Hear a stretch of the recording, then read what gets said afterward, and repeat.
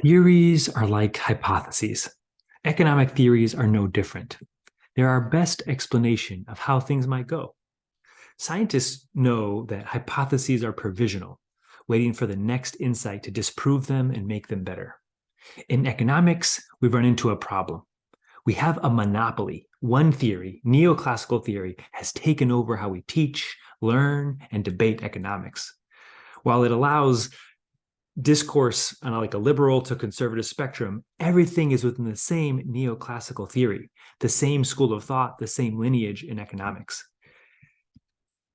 Let's take a closer look. In economics, in mainstream economic theory, growth is good. GDP is how we measure it, our theory says. And according to our theory, growth can clean up pollution, growth can solve inequality.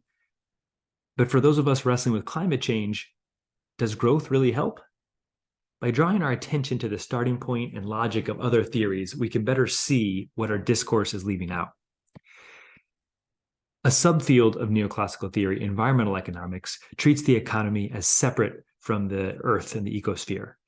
Fossil fuel resources, forests aren't a concern. Bodies of water, pollution, antibiotic resistance, meat production, these are environmental questions that are separate from the economy, as you can see here in the bottom left. In ecological economics, a school of thought that's critical of mainstream, says we need to embed the economy within society, the purple here, and within the ecosphere, the broader.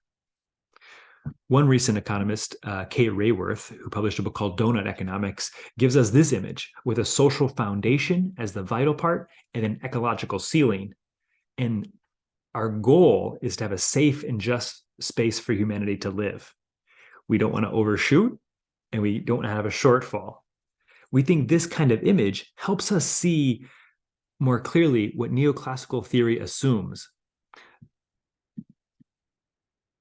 Our focus points are goods and services, labor, wages, capital, businesses, all within a self-contained market, not thinking about the resource usage that goes in here or the ecosystem services that are provided, or how the embedded solar energy is inherently a limited, finite system.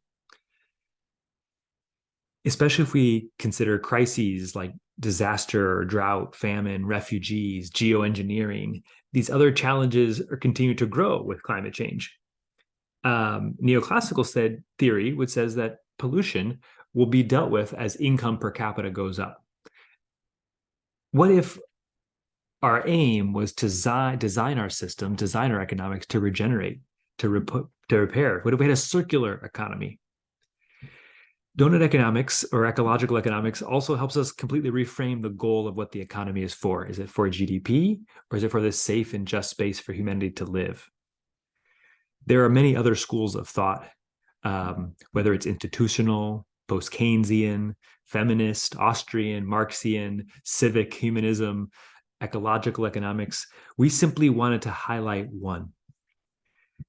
The assumptions, objects of focus, and logic of the theory we use shape so much of what we focus our attention on. And every theory inherently leaves so much out of the picture. The question I wonder about is how much effect is the theory we all swim in having on us? Are we so immersed that we're not even asking the question, is this the right economic theory to help us get where we want to go? Is mainstream neoclassical economics equipped to help us look at what we most care about?